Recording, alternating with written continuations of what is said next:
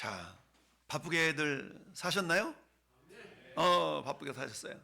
근데 우리가 바쁘게 사는 것보다 더 중요한 거 있습니다. 오늘 예수님의 사역의 우선순위, 여러분 다들 물어보면 우리 한국 사람처럼 바쁘다 바빠를 외치면서 사는 사람이 없죠? 자, 사람은 누구나가 바쁘게 살아갑니다. 누구나 다 바쁘다 그래요. 그럼 바쁘다 그래. 이 전도지 받으면 바빠도 못 받아. 바빠서 바빠. 그러나 중요한 것은 바쁜가가 아니라 뭐라고요? 무엇을 우선순위에 두는가. 따라합시다. 우선순위. 여러분 우선순위. 여러분들이 이 시간 하나님을 예배하는 일을 가장 우선순위에 뒀기 때문에 여러분이 시간을 이곳에 할애한 겁니다. 근데 어때요? 여러분이 이 시간 이 자리에 함께 하지 않는 분들은 어때요? 그 우선순위가 예배하는 것보다 다른 것이 더 우선순위이기 때문에 못 온 겁니다. 어떤 사람은 결혼식장으로, 어떤 사람은 이사 준비로, 어떤 사람은 몸이 아프다는 핑계로, 다양한 모습으로, 그렇지 않습니까? 늘 말씀드리듯이 오늘 내가 이 예배가 내 인생의 마지막이 될 수도 있다라는 그런 각오를 가지고 예배한다 그러면 우리는 예배를 빼먹을 수가 없어요.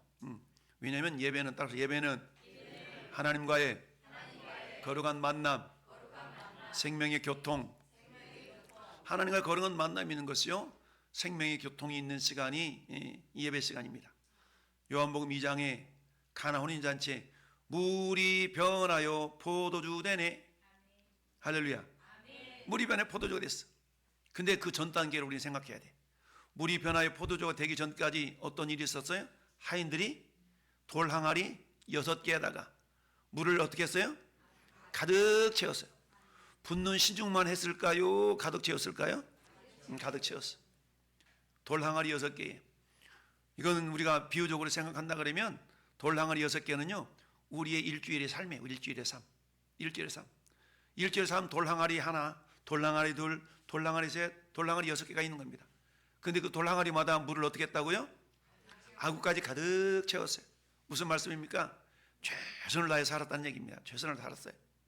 근데 여러분 돌 항아리 물을 아무리 가득 채웠어도 그 물을 떠다가 예수님에게 가져다 주지 아니하면 그 물은 그냥 물이에요. 근데 그 물을 떠다 드리는 순간에 물이 변하여 포도주가 됩니다. 여러분들이 일주간의 삶을 열심을 다해 살고 바쁘게 살고 막 성실하게 살았어요. 근데 여러분이 주일에 하나님 앞에 그 열매를 가지고 하나님 나 이렇게 삶을 살았어요 나하고 그걸 가지고 하나님 앞에 나와야 실패는 변하여 성공이 되고 패배는 변하여 승리가 되고 낙심은 변하여서 소망이 되는 줄 믿습니다. 왜냐? 우리 하나님께서 이처럼 물이 변하여 포도주로 변화시킬 수 있는 능력은 우리에게 있지 않냐고 하나님께 있기 때문입니다.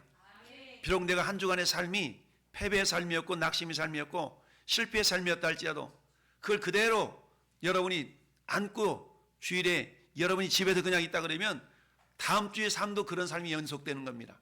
그러나 비록 내가 좌절하고 낙심하고 실패했다 할지라도 그걸 가지고 주님께 돌아왔을 때 주님은 무에서 유를 창조하신 하나님이시기 때문에 여러분 없는 것에서 있게 하시는 창조주 하나님의 놀라운 능력으로 우리의 절망이 희망으로 바뀌게 됩니다.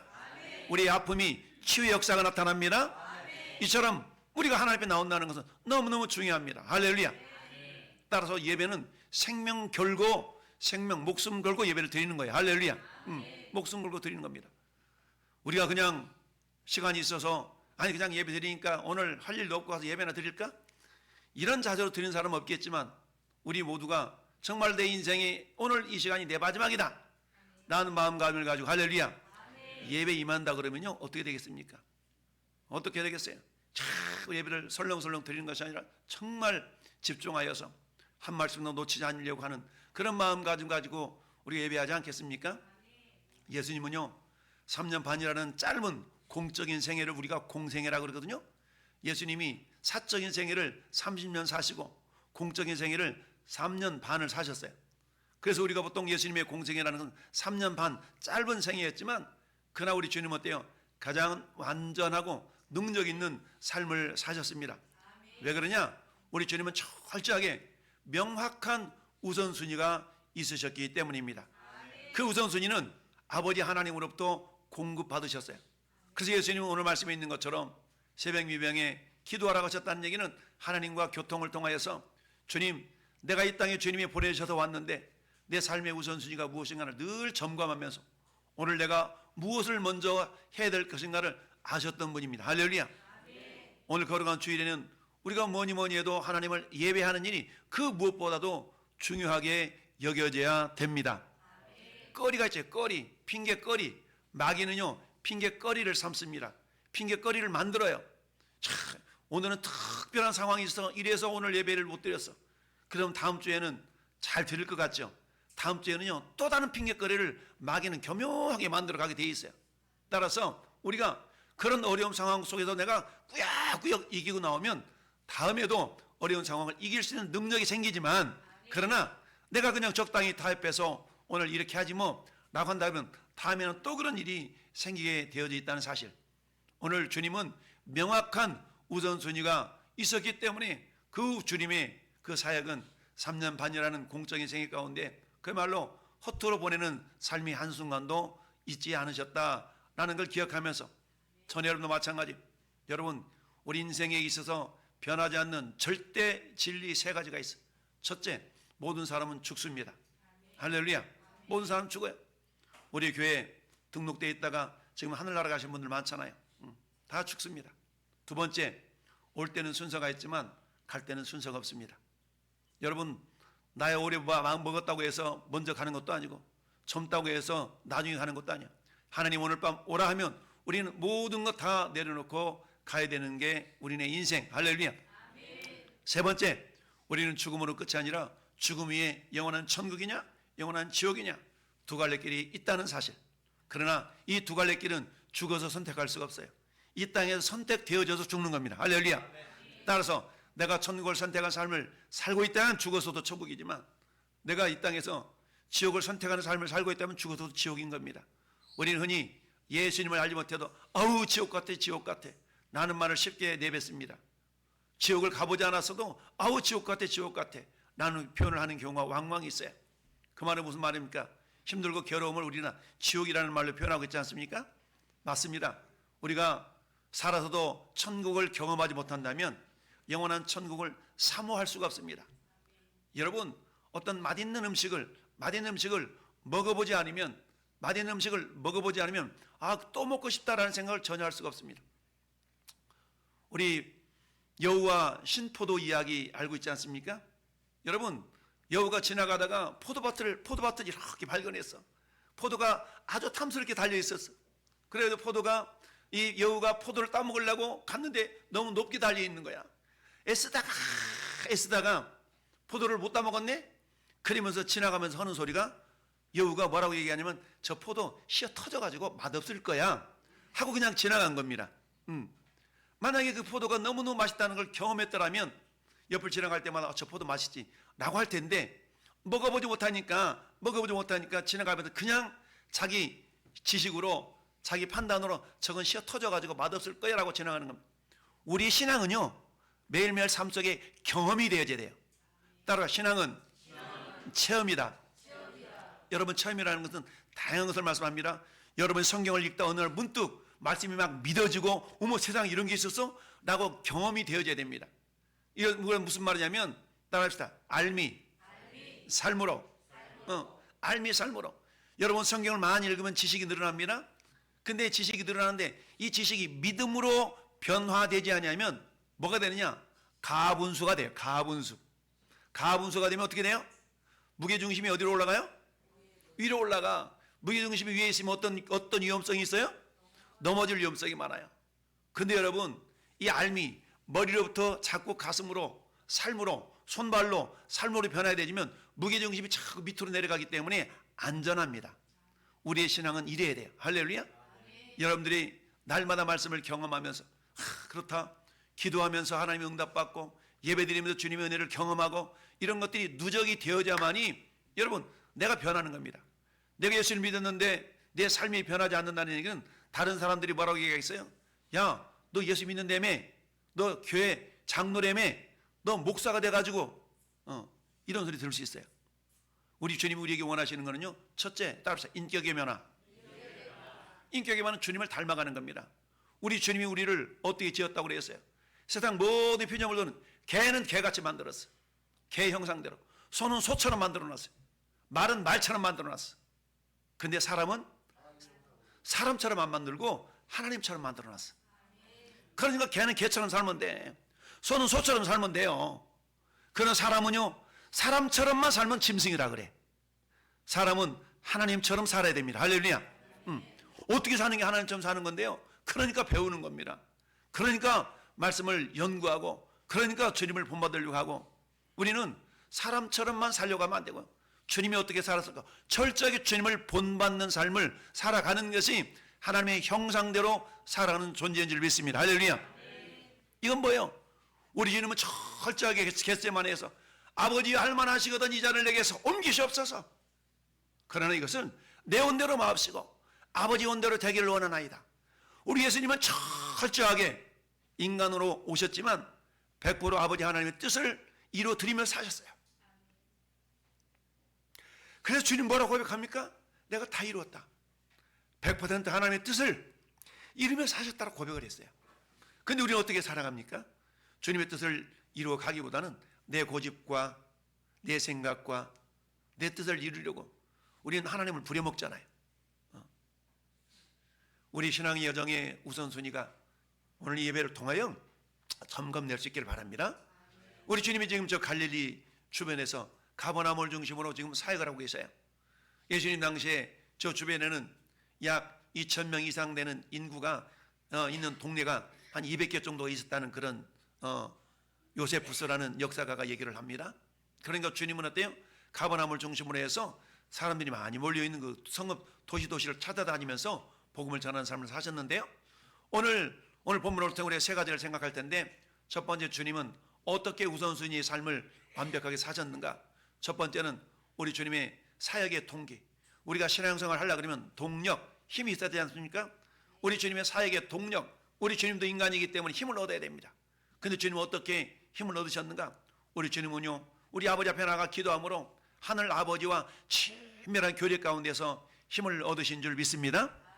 그렇다면 주님이 그러하셨다면 우리도 당연히 그렇게 해야 된다는 얘기입니다. 우리 주님은 오늘 35절 말씀에 아직 새벽도 밝기 전에, 우리 보통 새벽 미명에 그러잖아요.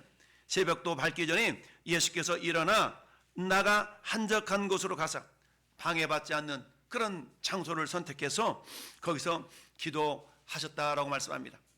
여러분, 여기서 기도하시더니 라는 그런 단어는요, 우리가 원어적으로 이해한다 그러면 이게 따라합시다. 미완료. 우리 영어도 보면 시제라는 게 있지 않습니까? 시제, 현재 완료. 우리가 have 플러스 pp 해가지고 중고등학교 배웠던 영어 실력도 있죠. 현재 완료. 현재 완료, 과거적인 용법, 계속적인 용법, 미래적인 용법 뭐 다양하게 있지 않습니까?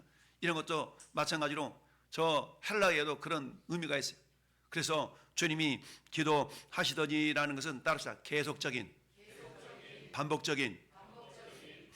한번 기도하고 땡 끊는 것이 아니라 주님은 계속적으로 끊임없이 반복적으로 기도하셨다라는 것을 말씀하고 있어요. 이처럼 우리 주님은요, 모든 사역의 우선순위를 기도로 시작하였다라는 사실입니다. 여러분, 시편 5편 3절에도 시인이 이렇게 모세는 다윗은 고백합니다. 시작. 여호와여, 아침에 주께서 나의 들으시리니 아침에 내가 주께 기도하고 바라나이다. 아멘. 이처럼 아침에 우리가 방해받지 않는 시간을 우리 주님은 아침으로 설정하고 사역을 하신 줄 믿습니다. 그렇습니다. 누가복음 5장 16절 말씀에도 이렇게 말씀하고 있죠. 예수의 소문이 더욱 퍼짐에 수많은 무리가 말씀도 듣고 자기의 병도 거침을 받고자 하여서 어때요? 모여들었어. 주님이 너무 분주하신 겁니다. 그런 분주한 상황 가운데 주님 어떻게 하셨어요? 물러가서 한적한 곳에서 뭐 했어요? 기도하셨다라는 얘기입니다. 우리 주님 우리에게 명령합니다. 기도를 계속하고 기도에 감사함으로 깨어있으라. 기도에 감사함으로 깨어있으라는 얘기는 감사 기도하라는 겁니다. 할렐루야. 따라합시다. 따라합시다. 감사로 기도하면 감사의 열매가 맺혀지고 원망의 기도를 하면 원망의 열매가 맺힌다. 그러니까 우리는 어떻게 기도해야 되겠어요? 감사 기도하는 겁니다. 할렐루야. 내 삶 속에 아직 감사 내용이 없어요? 미리 감사하세요. 미리 감사하면 하나님은 감사 열매를 우리에게 안겨다 주신 줄 믿습니다. 성경은 범사에 감사하라고 해요. 범사에 감사하라. 여러분, 범사라는 것 속에는 기분 나쁜 일, 원망스러운 일, 내가 정말 이해할 수 없는 일, 이런 것도 범사에 포함되는 겁니다. 근데 그것을 감사로 받으면 하나님은요, 그걸 변화시켜서 감사 열매를 우리에게 안겨주셔요. 여러분, 우리가 기뻐할 일, 감사할 일에 대해서 감사하는 것은 당연할 수 있어요. 누구나 할 수 있어요. 물론 감사할 일에도 감사하지 않는 사람이 있겠지만, 감사할 어떤 상황과 조건과 일이 있어지면 우리는 누구나 감사할 수 있는 겁니다. 내 자식이 대학교 합격했어. 내 남편이 진급했어. 우리 남편의 사업이 막 잘 돼. 그러면 그거 가지고 우리는 감사할 수 있죠. 그러나 내 남편의 사업이 쫄딱 망했어. 근데 어떤 분은 감사하고 있더라고. 여러분, 제가 아는 목사님 남편이 여자 목사님이신데, 남편이 큰 사업을 해요. 사업을 하시는데, 이 부인이 목사이고 남편이 옆에서 돕는 그런 적인데, 이분이 예배를 제대로 안 드려. 사업이 바쁘다는 핑계로. 그러다가 지지난달에 9억짜리 부도를 맞았어. 9억짜리 부도를 맞아가지고 그때부터 이 남편이 예배를 잘 드리는데 새벽 예배, 수요 예배, 금요 예배, 주일 오전 예배, 오후 예배를 안 빠지고 잘 드린다는 얘기를 하더라고. 그러면 그 사람에게서 부도 9억짜리는 하나님 보실 때에 이게 잘못된 거예요? 잘 된 거예요? 대답들 못하지.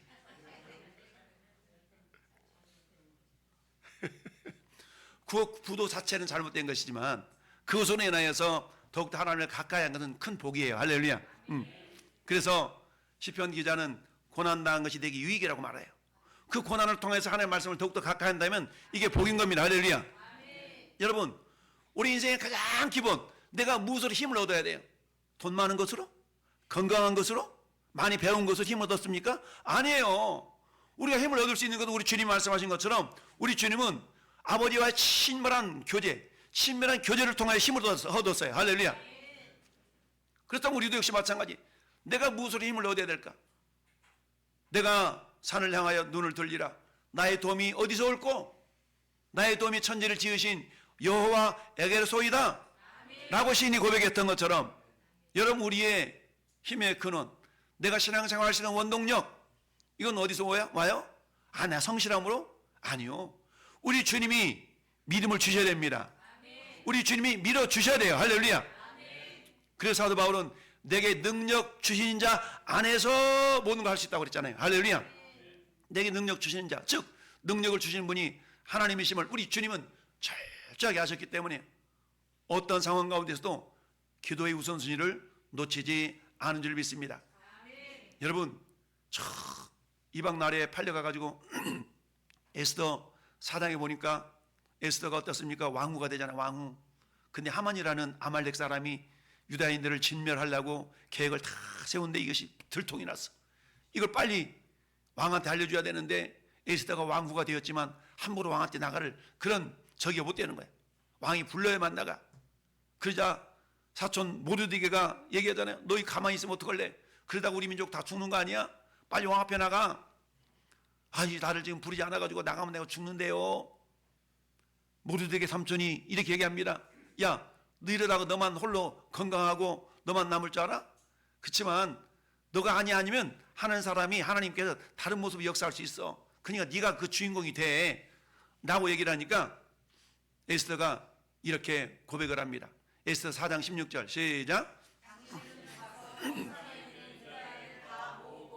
나를 위하여 금식하되 밤낮 3일을 먹지도 말고 마시지도 나도 더불어 금식한 후에 규례를 어기고 나아가리니 죽으면 죽으리라 하니라. 아멘. 할렐루야. 여러분, 에스더가 어떤 마음을 가졌어요? 죽으면 죽으리라 라는 마음을 가지고 주님 앞에 나가서 기도해서 유다인이 멸망당할 것을 막아낸 줄 믿습니다. 그렇습니다. 이처럼 우리의 삶이 기도로 시작하고 기도로 마감하고, 아침에 일어나서 눈을 뜨면 기도로 시작하고 잠자리에 들어서 기도로 마감하고, 이런 기도에, 그래서 사도 바울은 골로새서 4장 2절 말씀에 감사함으로 깨어 기도하라 라고, 기도로 깨어 있으라, 감사함으로 기도로 깨어 있으라고 말씀하고 있습니다. 이처럼 주님이 기도하는 가운데 힘을 받아서 사역을 하셨어요. 그러자 어떤 일이 발생합니까? 시몬과 및 그와 함께 있는 자들이 예수 뒤를 따라가서 만나서 이르되 모든 사람이 주를 찾나이다. 왜 주님을 찾아요? 그 앞 구절 보니까 30절 29절부터 34절 사이에는 베드로의 장모의 열병을 치료해 주었죠. 32절에는 모든 병자, 각종 병, 많은 귀신 들린 자 다 쫓아주었으니까 나도 예수님한테 가면 병 좀 고치겠구나, 나도 예수님한테 가면 뭔가 좀 이런 일이 발생하겠구나 라는 기대감을 가지고 어때요? 많은 사람들이 주님을 찾았어요. 그러면 어때요? 그치, 나한테 나와야 이렇게 이런 일이 일어나지 라고 주님이 결코 우쭐해하지 아니하고 인기에 안주하지 않는 영적인 분별력을 가지셨어요. 할렐루야. 네. 그래서 어때요? 우리 주님은 사역에 바쁠수록 가장 먼저 하나님과의 관계를 점검하셨어요. 이는 단순한 휴식이 아니라 구속사역을 완수하기 위한 영적인 정렬 상태. 정렬, 무엇이 우선순위인가를 이렇게 했다는 얘기입니다. 할렐루야. 여러분, 요즘은 배달 음식이 너무 참 많이 유통되고 있지 않습니까? 우리 곽상신 한수사님 배달하느라 고생 많으신데, 음식점에 가보면 이게 배달 주문서가 막 있어. 주문서가 많이 있는데 이 주인은 무엇이 먼저 주문됐는가를 알아요? 알아. 순서별로 잘 붙여놔야 돼. 근데 주문 받는 사람이 주문서를 5개 받았다고 칩시다. 5개 받았는데 막 엉클어가지고 아무거나 막 붙여놓는다 그러면 순서가 틀려질 수 있지 않습니까? 그러니까 순서를 맞게 먼저 들어온 사람은 먼저 주문을 내줘야 되고, 이런 것처럼 우리 주님은 어떤 상황 가운데서도 내가 먼저 무엇을 해야 될지 우선순위를 정확하게 알고 계셨던 분입니다. 우리 역시 마찬가지. 내가 오늘 하루, 우리는 직장생활 하신 분들은 출근하는 것이 우선순위겠죠. 학생들은 학교 가는 것이 우선순위겠죠. 그럼에도 불구하고 우리가 그런 상황 가운데서 내가 주님을 본받아 해야 될 일이 있다는 얘기입니다. 그것은 뭐니 해도 따릅시다. 기도. 왜요? 하나님으로부터 우리 내가 어떻게 행해야 될 지혜를 공급받고 지식을 공급받고 총명과 명철을 공급받아서 나에게 당면에 있는 과제들을 헤쳐나갈 수 있기 때문입니다. 그렇습니다. 철저하게 예수님은 인기에 영합하지 않았어요. 여러분, 사도 바울은 갈라디아서 1장 10절에 이렇게 말씀합니다. 1장 10절 시작. 이제 내가 사람들에게 좋게 하랴 하나님께 좋게 하랴 기쁨을 구했더라면 그리스도의 종이 아니니라. 아멘. 여러분, 대부분 우리 교회는 규모가 작지만 규모가 큰 교회들마다 중보 기도실이라는 게 있어요. 중보 기도실. 그 중보 기도실, 큰 교회들은 예배가 1부 예배, 2부 예배, 3부 예배, 4부 예배 계속 드려지잖아요. 그러면 그 예배 시간마다 목사님이 설교를 위하여서 전담 중보하는 중보 기도팀이 있어요. 1부 예배 때 목사님이 기도할 말씀을 전하실 때 중보 기도팀이 목사님 말씀을 전하는데 성도들이 은혜 받을 수 있도록 목사님 말씀을 바로 전할 수 있도록 중보하는 중보 기도팀이 있어요. 이처럼 중보 기도팀이 있는데 그 기도가 멈춰지지 않는. 그래서 여러분들, 우리 사명 신청서에 보면 내가 할 일이 뭘까? 나는 나이가 들었는데 할 일도 없고. 그래, 뭐 하면 돼요? 기도하면 돼. 기도하면. 할렐루야. 기도로 여러분들이 목사님이 사역하는데, 설교하는데, 전도하는데 여러분들이 저를 위해서 기도해 주셔야만이 저는 여러분이 그 기도를 통해서 제가 힘을 얻을 수가 있는 줄 믿습니다. 여러분, 찰스 스펄전 목사님도 목회를 크게 하셨던가 봐요. 사람들이 도대체 저 양반은 무엇이 저렇게 큰 목회를 하고 있나 라고 그 교회를 방문하게 되었어요. 그래서 목사님이 내가 좀 능력이 있어 그렇지 라고 말하지 않고 조용히 지하실로 방문객을 데리고 갔어요. 그땐 지하실에 기도실이 있는데 기도실에 많은 성도들이 통성으로 기도하면서 목사님을 위해 기도하겠다는 모습을 이렇게 보여주셨어요.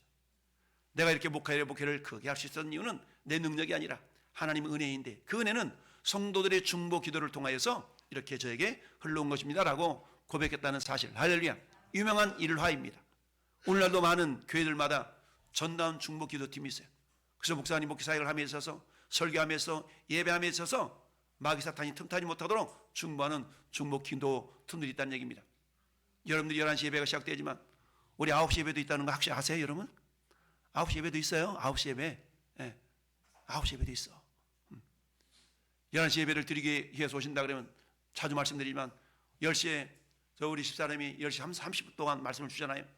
그 말씀을 무장하고 기도해서 10시 30분에 예배위원들은 준비하는 거예요. 여러분들 자주 말씀드리지만 안내위원들은 그래서 미리 와서 준비하고 그래서 10시 30분에 나가서 안내 어깨 뒤뛰고 가서 안내하고 이렇게 하라고 그러는데 여러분들 잘 안 하시죠? 일찍 와서 기도로 준비하고 이렇게 해야만이 그 여러분의 사역 하나하나가 기쁨이 되는 겁니다. 오늘 내가 안내야, 오늘 내가 헌금이야, 오늘 내가 기도야, 떼밀려서 하는 것이 아니라 주님의 은혜로, 할렐루야, 기쁨과 감사함으로 그 일을 감당할 수 있기를 바랍니다. 이처럼 주님은 그 사역의 모든 원동력, 힘을 기도로부터 아버지 하나님께 공급받았다는 사실입니다. 우리가 그러잖아요. 우리가 건강해야 돼요. 건강해서 어디다 써먹으려고? 건강해서 뭐하게? 여러분, 저 하버드 대학교에 유명한 교수님 일화가 있지 않습니까? 하버드 대학교 연초가 되면, 학기 초가 되면 어느 교수님이 입학생들한테 그런 질문을 한다고 그러잖아요. 제군들, 오늘 이 학교에 들어오게 된 이유가 뭔가? 라고 물어봐요. 그러면 이 문갑 학생이 이렇게 대답한답니다. 예, 제가 공부를 열심히 해서 이 학교에 들어왔습니다. 그래?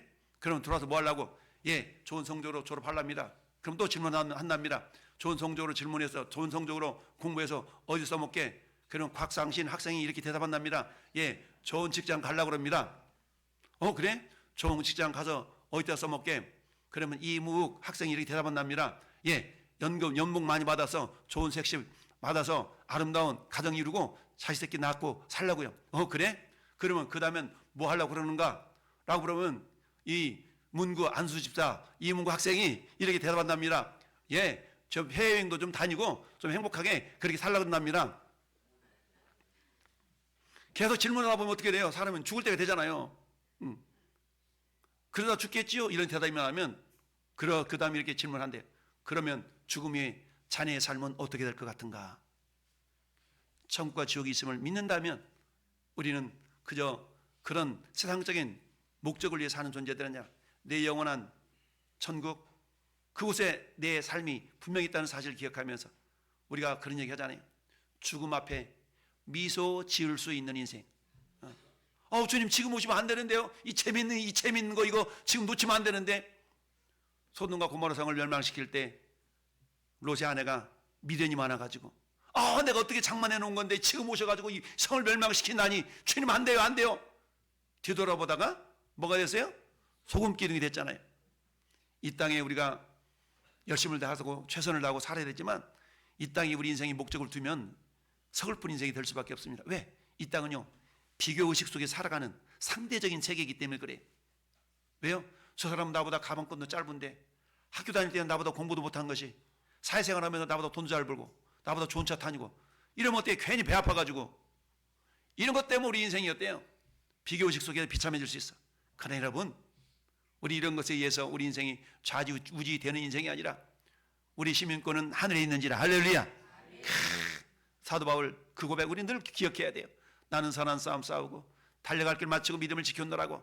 이제 후로는 나를 위하여 의의 면류관이 예비되었으니. 할렐루야.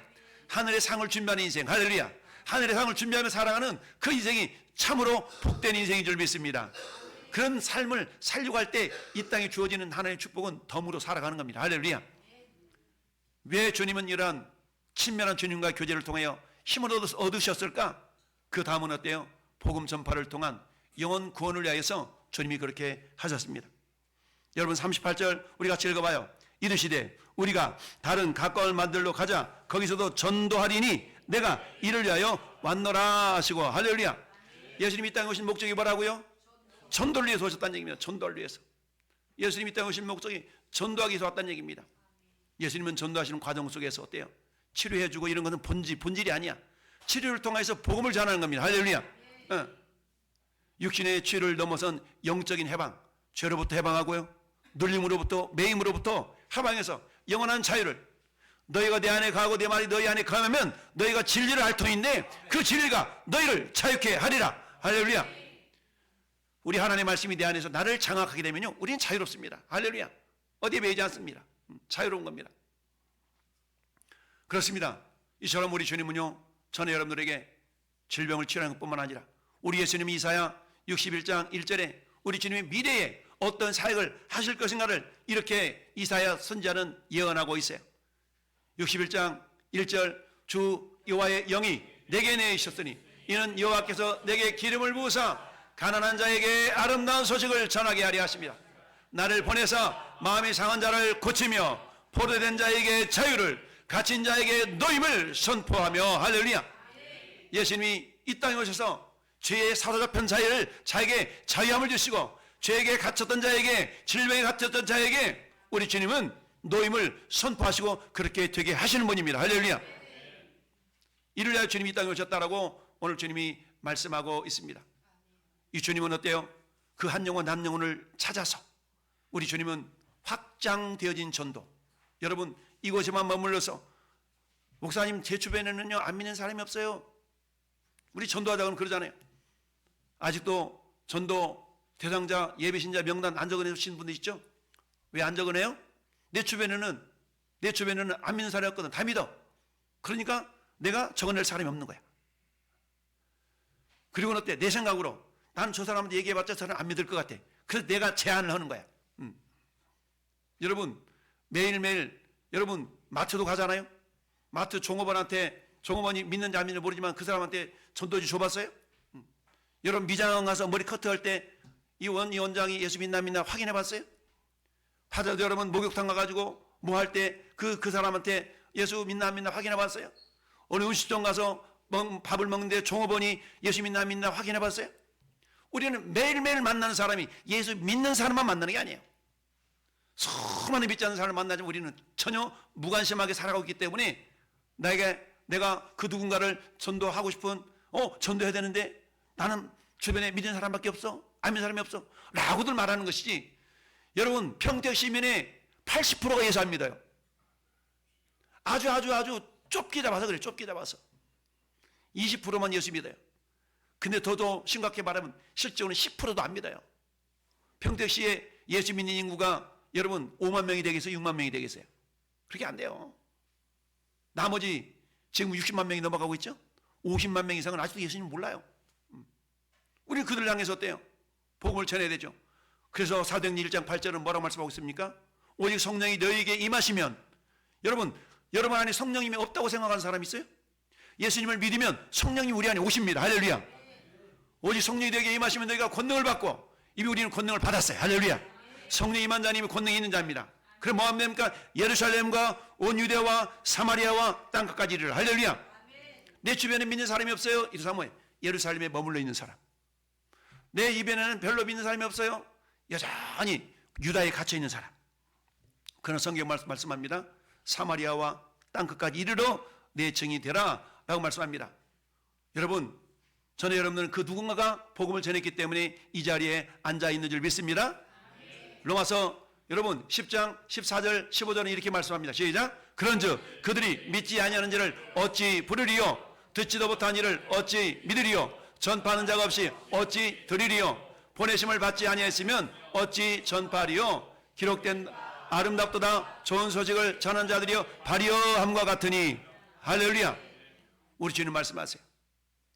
주인이 종에게 이르되 길과 산을 타러 가서 사람을 강권하게 데려다가 내 집을 채우라. 누구에게요? 하나님이 오늘 저와 여러분에게 말씀하신 거예요. 내 집을 채우라. 내 집은 만민이 기도하는 집이라. 여러분 옆자리 빈자리 많지 않습니까? 빈자리를 누가 채우는 거예요? 전도는 전도사님 하는 거지. 전도는 목사님만 하는 거지. 목사 오늘 전도하신다는데 나는 기도나 하고 말해야지. 이게 아니라 여러분 늘 말씀드리잖아요. 솔로몬 성전에 앞에 두 기둥이 있다고 그랬어요. 두 기둥. 그 기둥 하나 오른쪽은 야긴이요, 왼쪽 기둥은 보아스라 그랬어요. 야긴, 저에게 능력이 있다. 보아스, 저가 세우리라. 야긴, 저가 세우리라. 보아스, 저에게 능력이 있다. 할렐루야. 근데 우리 그걸 그렇게 고백하지 말자 그랬죠? 나랍시다. 내가 세우리라. 나에게 능력이 있다. 이런 고백을 해가지고 우리가 살아갈 때 우리 주님은 그런 믿음의 고백을 들으시고 너희 말이 내 귀에 들린 대로 내가 너에게 행하리라. 할렐루야. 그러니 어떤 상황 가운데서도 현실을 말하지 말고 믿음으로 선포하시길 바래요. 할렐루야. 문제를 말하지 말고 문제를 해결하실 하나님의 수를 고백하고 선포하는 겁니다. 이게 선포 기도요? 할렐루야. 이게 감사 기도인 줄 믿습니다. 우리 주님이 이처럼 동력을 받아서 동력을 받은 그런 목적이 뭐냐? 복음을 전하게, 영혼을 구원하게 합니다. 할렐루야. 근데 어때요? 막무가내로 하지 않으셨어요. 주님은 철저하게 그 방식이 있었어요. 우리 주님이 영혼을 살리는 방식이 있었어. 그 방식은 뭐냐? 따르자. 십자가의 긍휼과 겸손, 십자가의 사랑과 겸손. 겸손은요, 다른 말로 말하면 따르자. 자기 비움. 자기를 비우는 거예요. 자기를 비우고 누구를 채워요? 주님으로 채우는 겁니다. 이게 겸손입니다. 근데 여전히 내가 비워지지 않으면 내가 나가는 겁니다. 내 성깔이 나가고요, 내 고집이 나가고요, 내 생각이 나가는 겁니다. 우리 예수 믿는 사람들은 성경은 성령님 우리 안에 오시면 그 사람을 그리스도인이라 그랬어요. 그리스도인. 여러분, 안디옥 교회에 1년 반 동안 와서 복음을 전했더니 그들이 비로소 그리스도인이라는 칭함을 받았다고 그랬어요. 그리스도인, 영어로 하면 크리스찬. 당신 누구세요? I am a Christian. I am a Christian. 당신 누구요? 나 예수 믿는 사람이에요. 이게 그리스도인이라는 얘기입니다. 그리스도인이라는 것은 따라서 예수 그리스도가 내 인생의 목적. 질문하겠습니다. 여러분은 그리스도인이십니까? 그리스도인이십니까? 이렇게 고백한다는 것은 내 인생의 목적이 예수님이라는 거예요. 근데 우리는 내 인생의 목적이 예수님이 아니라 내 인생의 목적이 뭐예요? 세상의 명예, 세상의 물질, 좀 유명해지는 거, 건강해지는 거, 이런 것은 부수적인 거예요. 부수적인 거. 이게 목적이 되면 안 돼요. 이건 과정이 돼야 되지. 이걸 목적 삼아서 사는 사람이 얼마나 많은지 몰라요. 이러면 전도하는데요, 아침 8시마다 8시 반쯤 되면 쏜살같이 자전거 타고 막 수원까지 하는 어떤 아줌마가 있어. 이 아줌마한테 내가 전도지를 한 1000장은 준 것 같아. 1000장. 3년 동안 계속 만났으니까. 내가 물어봤어. 우리 아주머니, 제가 전해드린 전도지 몇 번 읽어보셨어요? 그랬더니 3번 정도 읽어봤대. 1000장을 받았는데 3번 정도 읽어봤대. 예. 그런 거거든요. 너무 바쁜 거야, 이 양반. 너무 바빠. 자전거 타고 다니면 바빠. 이분의 목적은 뭐야? 오로지 돈이야. 오로지 돈 버는 거야. 오로지 돈이야. 어디 뭘 하는데 돈 잃어버려. 돈. 그래서 나한테 그래. 목사님, 너 땅을 좀 사놓고 이렇게 투자를 해야 미래가 있잖아요. 미래가. 그러면 이번에 어디 수원 광교 어디 지역에 막 투자가 있는데 막 전화를 해. 막 투자하라고. 목사가 돈이 어디가 있어. 하는 그런 분이 있어. 얼마나 열심인가 몰라. 막 바쁘게 살아. 근데 우리가 볼 때, 목사의 눈에 볼 때는 그 사람의 인생에는 예수가 없으니까 얼마나 불쌍한지 몰라요. 열심히 살아, 성실하게 살아, 빠짐없이 아침 8시만 되면 자전거 다 몰고 가가지고 가. 목사님 한번 와보세요. 제가 전화할 테니 받으세요. 여기 너무 좋은 게 있어요. 이해를 못하는 거야.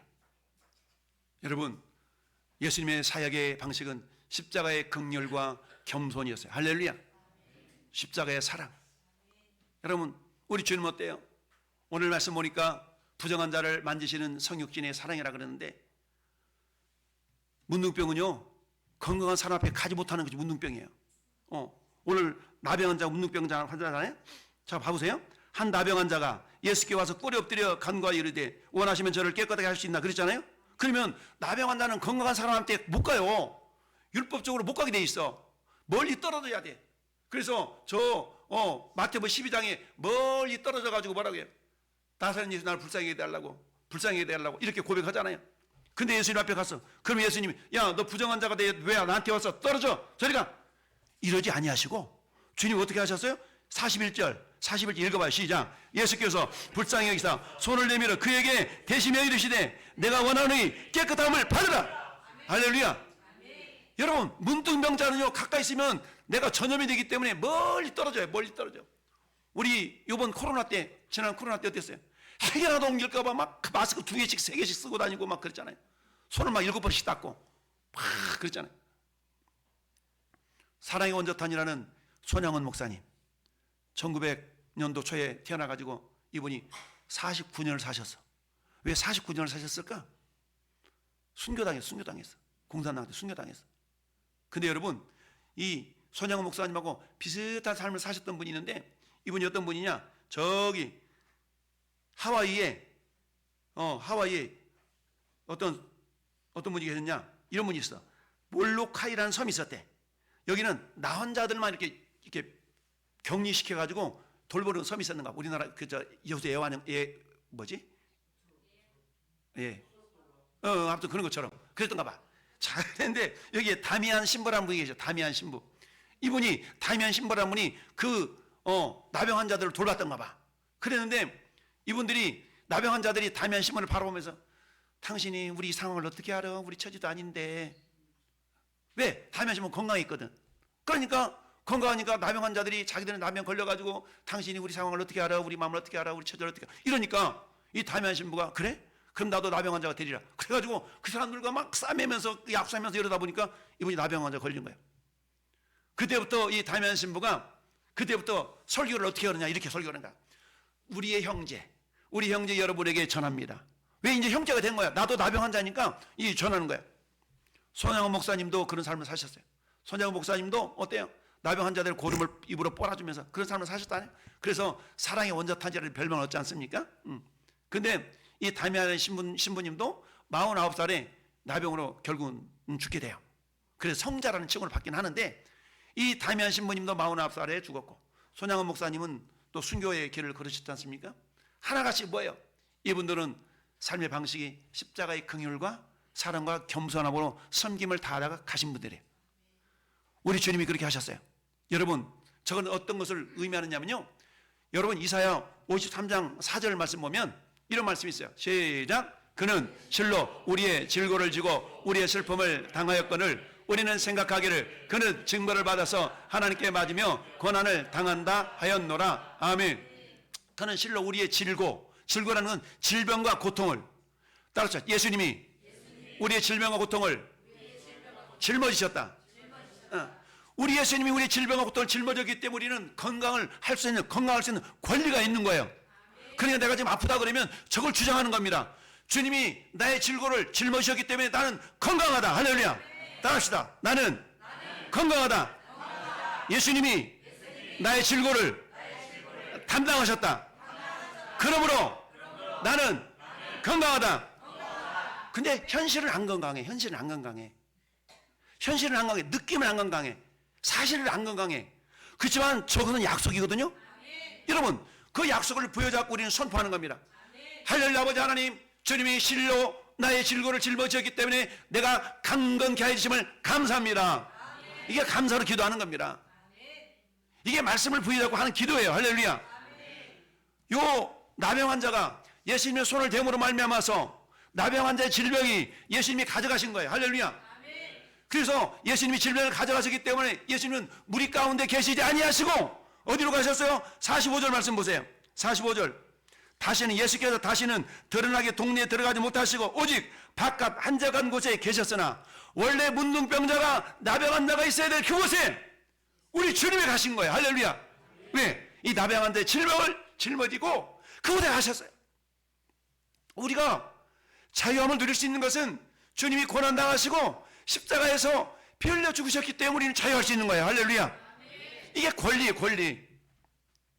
근데 여전히 마귀 사탄에게 속아가지고 우리 주님은 너는 새로운 피조물이라.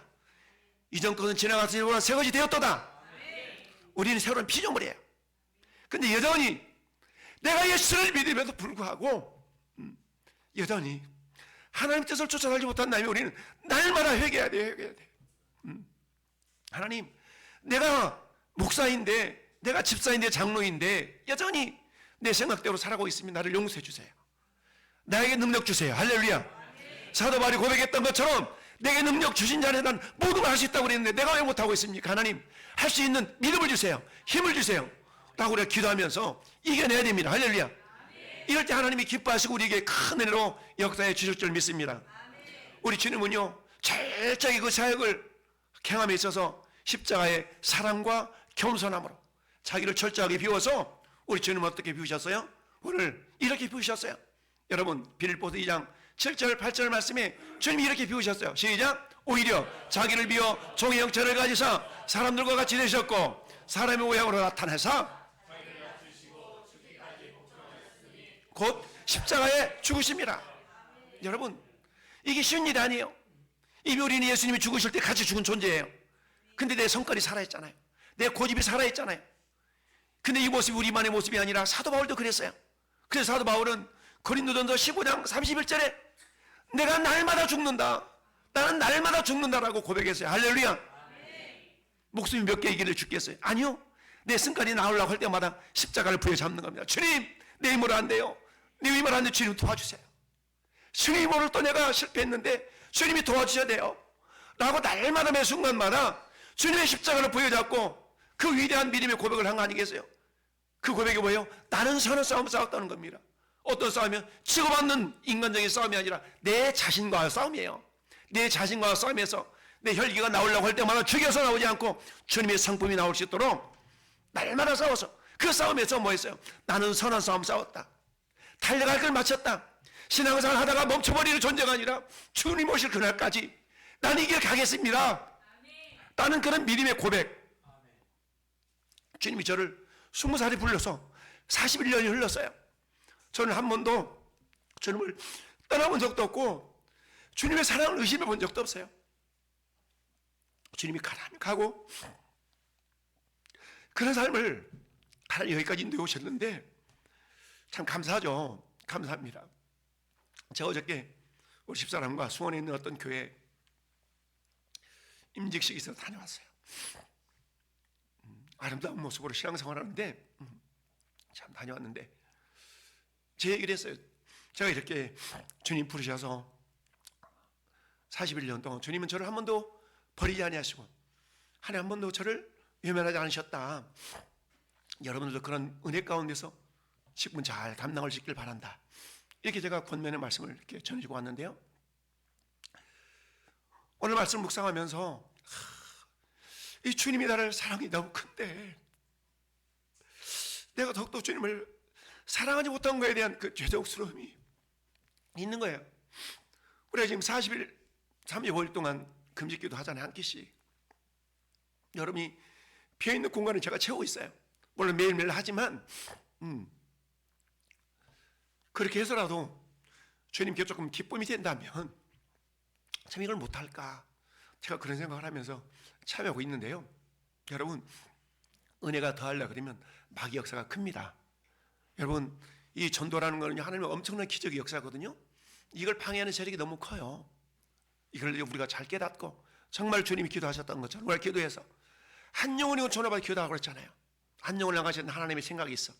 이걸 우리가 이루어드리는 그런 축복의 통로들이 될 수 있기를 바라요. 우리 주님이 이 문둥병자가 손을 댔기 때문에 우리 주님이 원래는 문둥병자가 철이 떨어져야 돼.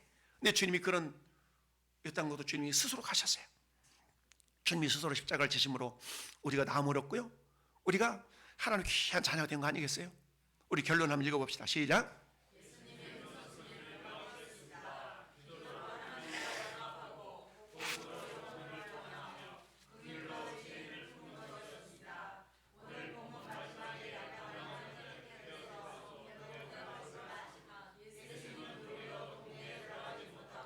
바깥 한가한 곳에 이는 죄인인 우리를 하나님 나라 안으로 들어오기 위해서 예수님께서 우리 대신 성문 밖 십자가에서 외면 나가실 것을 미리 보여주는 감격적인 장면입니다.